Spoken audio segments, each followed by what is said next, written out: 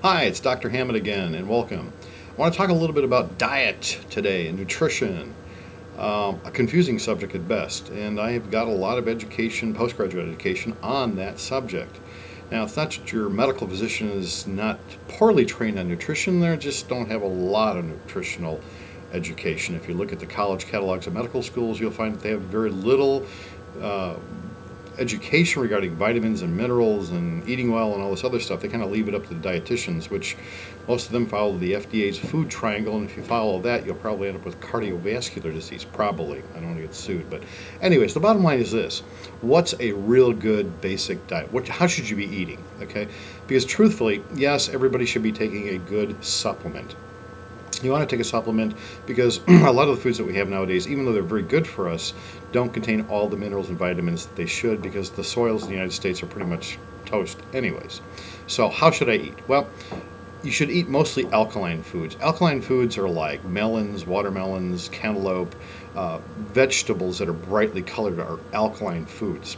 And it's interesting because alkaline foods help stop degenerative diseases like cancer and heart disease and diabetes. Okay? And the research in the last 5 or 6 years has gotten more and more replete with studies that show that antioxidants coming from these type of foods do stop disease and reverse disease. So you want your diet to be 70% alkaline, and you want it to be 30% protein. Now, proteins are acids. Acids would be like meats, red meat. It would be like dairy products, which, by the way, I don't particularly like because they contain a lot of sticky substances that cause a lot of bacterial problems in your body and viral problems, so you don't want to do a lot of dairy if possible. Yogurt's okay. It's kind of in a different room by itself, but dairy products minimalize once or twice a week, if that. So if I were to look at a typical meal, whether it's breakfast, lunch, or dinner, doesn't matter, okay? If I had a plate in front of me, 70% of the volume of the plate would be vegetables, okay? Notice I didn't say fruits. We'll talk about fruits in a minute, but vegetables. And they will be highly, brightly colored vegetables. And the other percentage of the plate, the 30% of the plate, is going to be proteins. Now, my favorite protein, of course, is fish. Why? Saltwater fish, especially cold saltwater fish, contain a lot of omega-3 fatty acids. They contain a lot of energy stuff for your brain and your nervous system. So I would eat fish at least every other day of the week, and I don't mean fish fillets, okay, that are deep cooked in a lot of nasty stuff. Really good salmon, mackerel, anchovies, tuna that's still packed in oil, not in the water stuff. Some really good saltwater fish. So every meal can do that. So like a breakfast omelet would be a perfect thing for you. And don't be afraid of eggs. Eggs are good for you. Okay, so 70% vegetables, 30% proteins. Okay, every meal. Fruits. Let's talk about fruits. Fruits are kind of a treat, and they always were designed as a treat. You eat fruits away from every other food. In fact, if you really want to get a bad stomach ache, I'll have an example for you.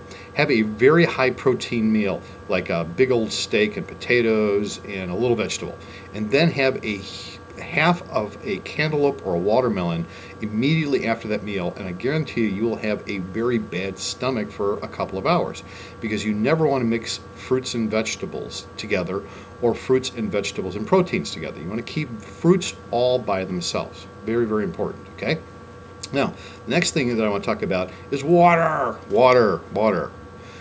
Human body's over 80% water, and you need to replenish it.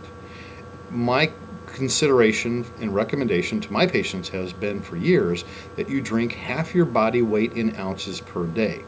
Now, I've looked at probably over 2,000 different handwritten diets by patients over the last 30 years.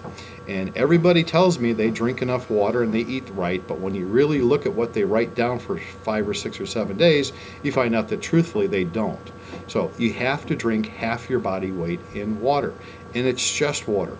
There are only 2 substances, by the way, that go through the stomach lining right into the body. Water is one of them, and alcohol is the other one. And alcohol I'm not recommending. I'm recommending water. Plain, filtered, good water. Half your body weight in ounces every day. Now, if you follow this, you're going to stop a lot of the disease processes that you might normally get.